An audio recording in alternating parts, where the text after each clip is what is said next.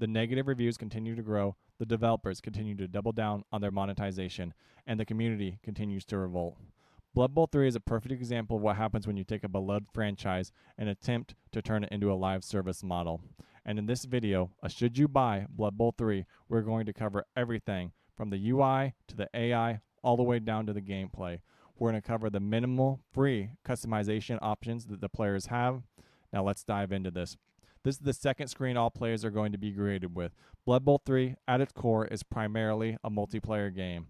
It also fails to onboard new players. There is a small tutorial, but in my opinion, it is not enough to guide players into Blood Bowl 3. The single player experience is extremely lackluster, as there are only 6. I say 6, but in reality, there's only 5 single player options. You can play through a series of leagues or competitions, and there's one small tutorial that introduces players to the new rule set. One major complaint is that the community does not feel like the rule set is properly implemented or all the way implemented. There's also another play AI similar to Skirmish. This is where players can play with their teams or the default teams against the currently lackluster AI. Under competitions, you can see here's where you manage and join a competition. Overall, you can create your own with this red create option. So there is currently several modes, but only 6 around, well, 2 around single player. Now, if we click on teams, here we can create our own team. Here you can see we have 2 current pages. They continue to grow. So if we wanted to create our own teams, we could click the create teams option. We would give it a name. We'll just call this one Imp, and we'll hit next. Here is where Blood Bowl 3 starts to show a lot of the cracks that are currently within its facade. Here you can see that there's a balanced option. As a new player, you can either create your own team or you can select balance. There is no aggressive, offensive, defensive, all the way on the right, echelon left, echelon right.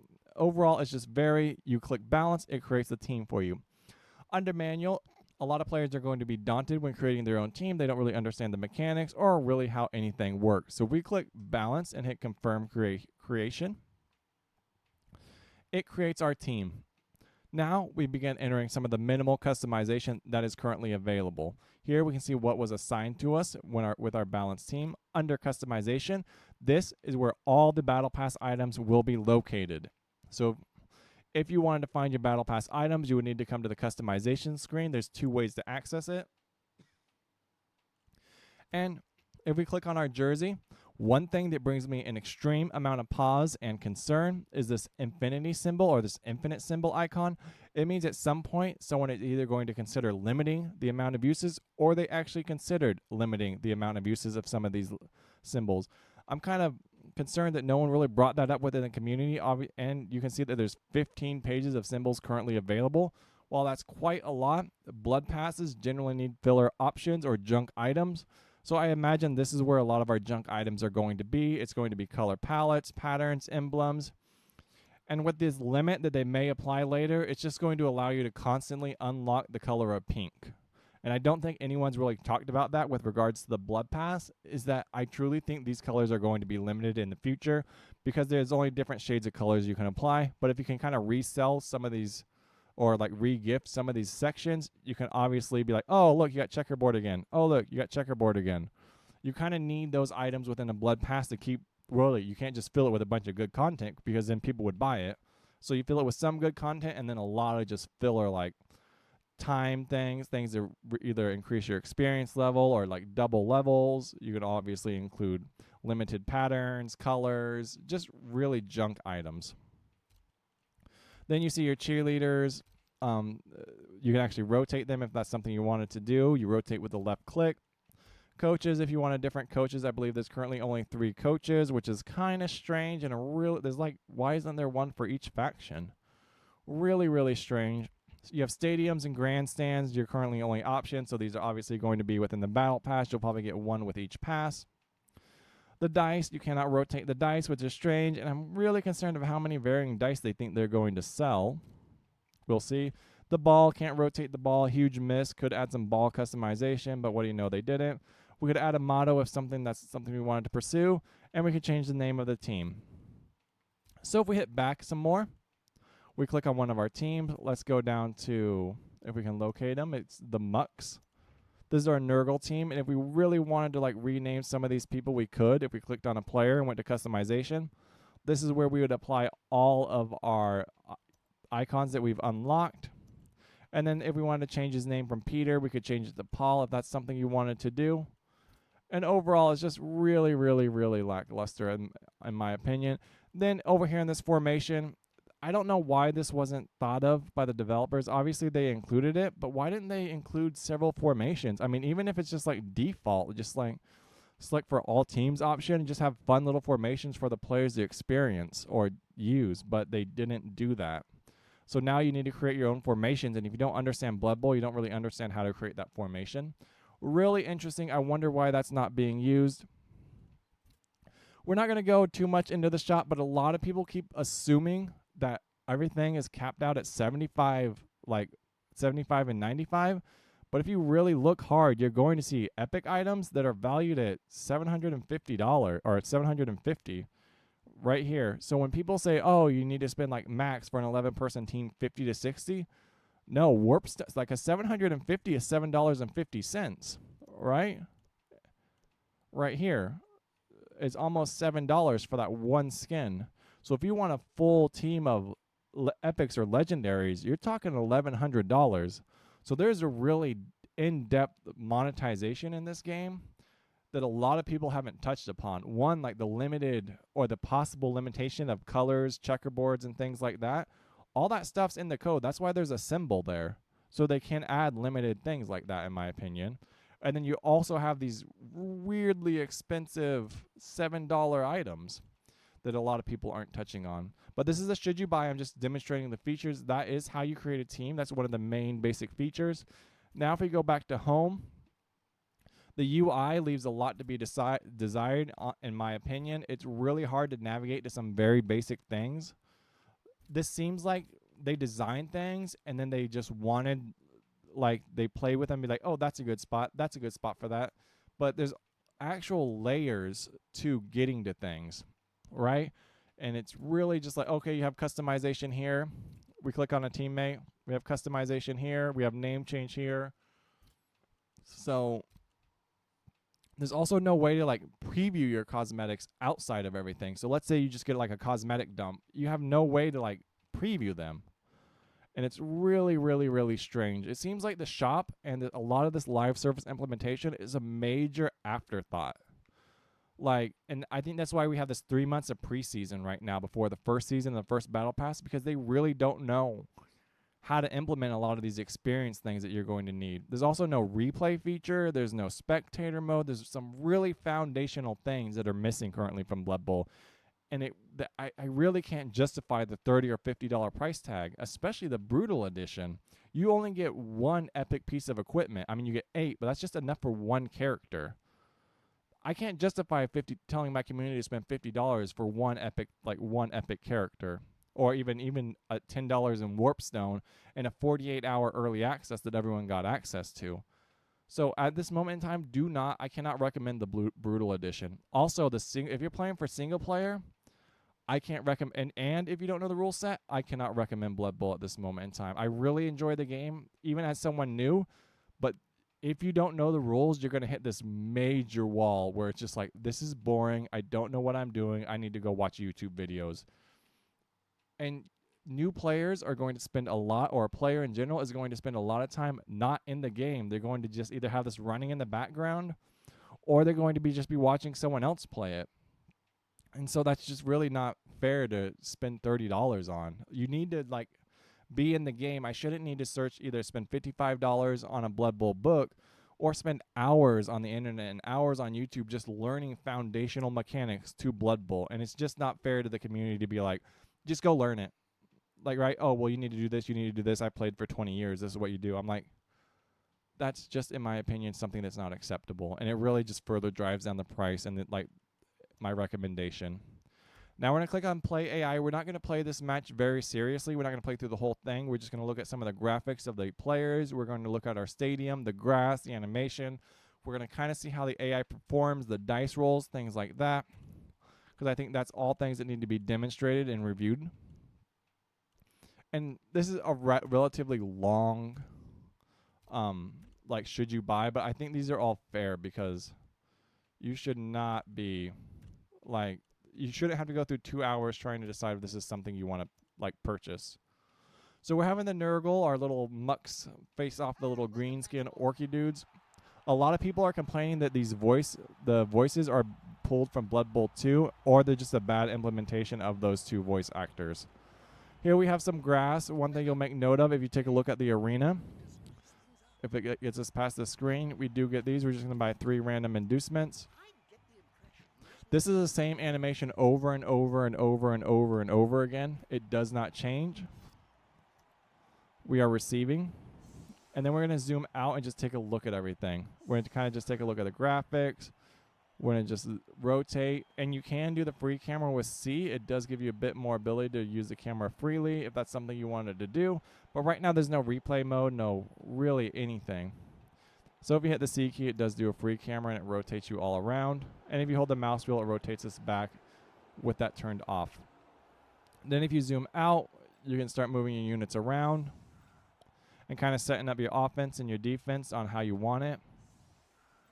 You can take units, move them all over. You can just put your running backs on the back line. So when you create that team, it really depends on where you, at the moment you bought them, is where they're placed. So you can have situations where you always need to move your bloaters.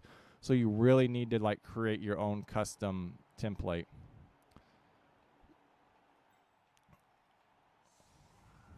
And then you could actually start off like everyone on the right, and we could really prioritize opening up that left-hand lane and kind of just setting everything up. Just open up these 2 sides, and then it's they kick off to us. We get the ball, and we really begin trying pushing people into the outfield. So then we begin just zooming and taking a look at the characters, giving a brief little review on them. Overall, they look okay. They're just really generic. I mean, we're going to take a look at some of the animations as they play through as well. Some of the death and injury animations are fairly okay. The dice roll animations, fairly okay in my opinion. It doesn't really add much to the game. We're going to try and knock this unit to the right. So what we're going to do is we're just going to stack. We do need to do a dodge. We're going to stack this guy. We're going to blitz our bloater into the doctor and try and knock that unit over once. See if we can get a good stun. And then if anything, we could actually engage that guy, but we aren't going to. Same thing over here on this right-hand side. We can also punish some of these units if we want to do a blitz. We're not going to blitz that side. We're just going to move. With everyone stacked up, we should be able to do a 2 dice roll. A 1 dice roll. All right, let's test our first blitz. Get the +1 assist, +1 strength. We get the POW. We can knock him back 1.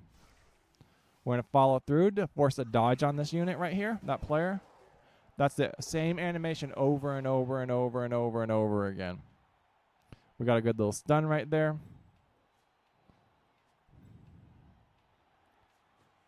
We can open that lane up. We can begin harassing this guy as well, kind of preventing him from doing anything. Take that. We're going to follow through. Yep. We're going to try and set up for an out of bounds. So what's going to happen next? We're going to move this unit right there. We're going to move this unit right there. We're going to try and blitz him into the crowd. So we can demonstrate that. We're going to move this unit to defend the ball just momentarily. And then we're going to attempt to pick up the ball. We're going to roll a dice. We got the ball, and then we could move forward over to this right-hand side, which really opens us up. Too close to the line of scrimmage, but that's perfectly fine. We're not going to challenge anything right here. I don't feel like there's a need to take any single dice rolls. Right. Not really necessary. We'll just hold that line of scrimmage. We'll watch the AI, see what the AI does, and generally it plays all the same. It may pierce this front line, but it's really going to try and take advantage of some of these openings I did. Same animation. That's not going to change. Let's see if we can get like an injury real quick. Unit's going to run around on the right, going to challenge that guy. Going to knock him off to the left. Really force a dodge on anyone who wants to go by. And then there's a lot of quality of life fixtures. He's going to stun. He's going to knock him probably to the left. Oh, to the left. I don't know why. That's just going to knock him out of... Okay. He stands up, so what we're going to do next time is we're going to set him up for an out of the ring. He gets punched. Oh, wow, he tried to trip him twice. And they continue to move forward and really isolate this area. That's perfectly fine. We're really strong over here on this left-hand side. We're going to outer ring that character right there. Move him into position. This guy needs to be right here so we can knock him out of the ring. Right, because we can't knock him forward. Oh, that's a dodge. So, theoretically, he could move to the right. So if we really, really wanted to force this, we could go all the way up there. That really blocks him in, and then we just do a blitz, or actually just a regular tackle. Send him into the crowd so you can see the crowd animation. We're going to stay. No reason for us to go. He goes into the crowd. This is the same crowd animation you're going to see over and over and over again. He's on the board. He's injured. We're going to try and get this guy closer. We don't want him going too far across that line of scrimmage. And then we're going to stand everyone up. I wish there was a stand-up all that really needs to be improved into the game. We're going to validate all of those. So what we're going to do now is we could move this lineman over there. And then we could challenge this orc who's currently harassing us with a fair bit of strength. And we're going to push him back to the left. We're not going to follow through. We're going to stop because there's no reason for us to. And then we can't really do too much over there. That guy's kind of in a vulnerable location. And then this guy, we can take a run, roll, die if we really wanted to be froggy. Knock him back to the left. We're not going to follow. We're going to stay. That's going to force everyone. Actually, we should have moved. Same animation. So what we're going to do next is we're going to begin setting up our box. Later on, this guy can move up to here. This guy has two options. He can move up and left. He can't just be forced out. We could have fouled that guy. We'll try and show a foul here in a moment. Since we have so much strength right there, if he's still down, we'll go for a foul so we can see the foul animation.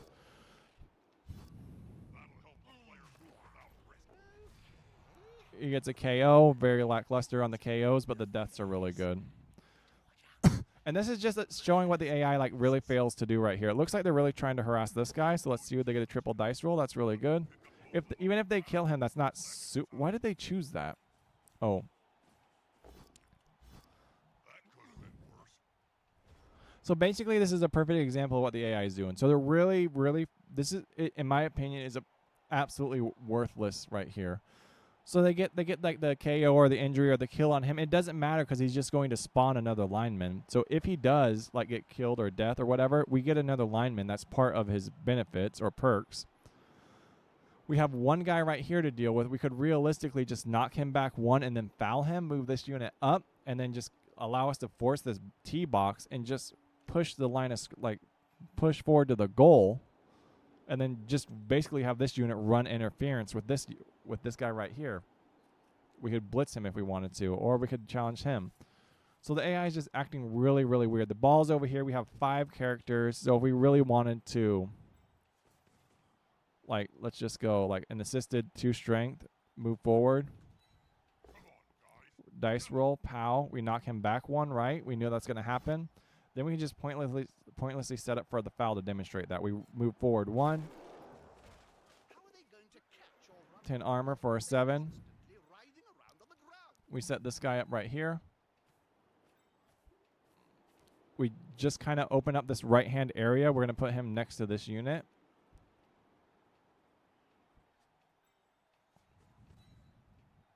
And we just set up for the foul for no reason.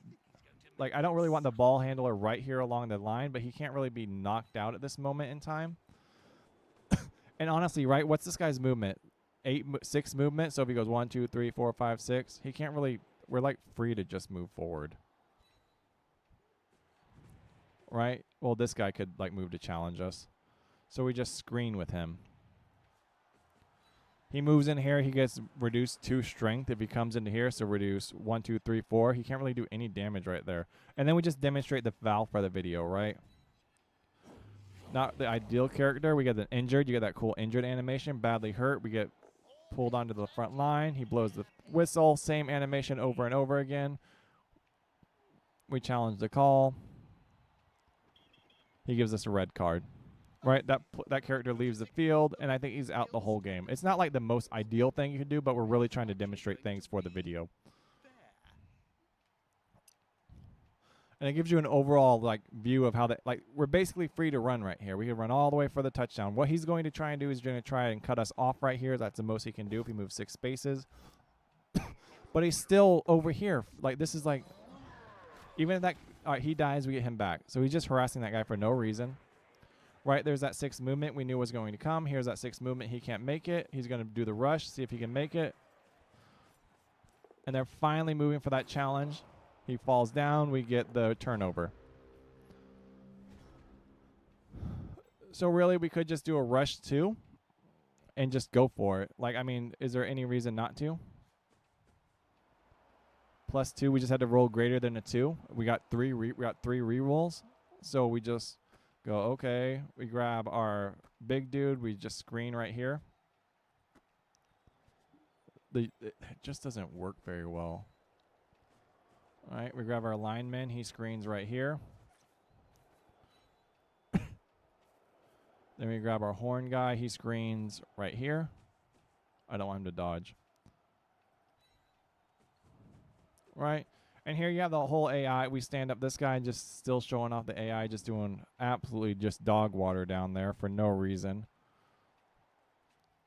Right? And we do have a blitz we could use. So we get like -3, -2, -1. So we could kind of challenge some things right there, but there's really no way we're getting a lot of dice rolls.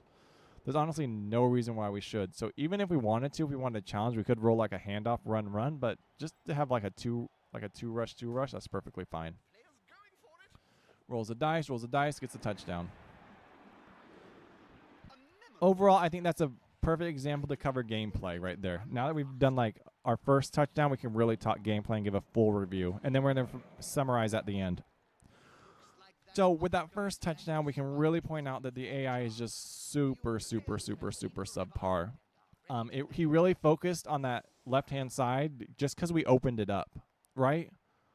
And the whole time our ball was on the right, and he never really challenged that right-hand flank. It's like he wanted to force to get around, and there was really no option to. And then he kept trying to just take those 3 dice rolls for no reason, just trying to use 5, 6 orcs to take out 1 bloater, which is also going to spawn a lineman if he does, which just really increases some of our effectiveness on the battlefield, the pitch. And then gameplay-wise, I mean, it's a lot of fun. It's a lot of fun when you learn the mechanics. A lot of new players are going to stumble a bit because there's not a lot of resources to learn the game. Now, my overall opinions on should you buy, it's something. It's a really unique game, and it's not unique in the sense of, oh, it's unique, you know. But like Blood Bowl is really fun. It's just a small franchise. It's got a really dedicated, hardcore player base. The PvP is going to be alive for a while. It's just having a really rough early access. We're going to say early access because it is early access. An early access launch that's primarily focused on PvP with the implementation of a live service model. So the next drama, like some of the dramas died down a little bit, but it's going to explode again once the Blood Pass starts and everyone starts. I need to play 70 games to unlock 10 levels to get the free pass, and it's just not worth my time. It's 1,000 hours. There's only 52 weeks in a year kind of thing. Drama is what's going to happen next. So just be prepared. 7 teams have been leaked, so you know there's at least 2 years worth of content still being developed and still getting ready to be put out. And it's really up to your decision on if you want to be along for that ride. I'm not going to say the game gets better over time. That's not fair to me. That's not fair to say about any game. The game should have launched in a very stable state, and the servers should not have been as plagued as they were. I'm sorry. I don't. It's just not fair. One, to players, not fair to consumers with their money, not fair to the developers having to put up with the community and their the poor development. It's just not fair. So overall, at this moment in time, it's still buggy. There's still server issues. And at this moment in time on February 27th, it is just not worth the $30. I mean, long term, obviously, you're going to get content. But then we still don't know how they're going to resolve. Like, you miss a battle pass. Oh, how do I get my Lizardman team? What do I do? How do I get that team? Oh, you should have got it 6 months ago when it was on battle pass. And then you really rule out a lot of those late adopters. And it just puts salt in the wound is what's going to happen. So unless you really want to, if you're an experienced Blood Bowl player, then you're going to find something to love here. If you're new, it's primarily a PvP game, so put your combat boots on and you're going to the desert, because you will not have a lot of fun in single player at this moment in time, at least until they implement Eternal, which is also a missing legacy feature. Look at that, man. A goal on turn 3? For all the people who said I suck in my previous comments, pound sand. I got goals on turn 3. And I knocked people into the crowd. All right, guys. Peace. And I'm just joking.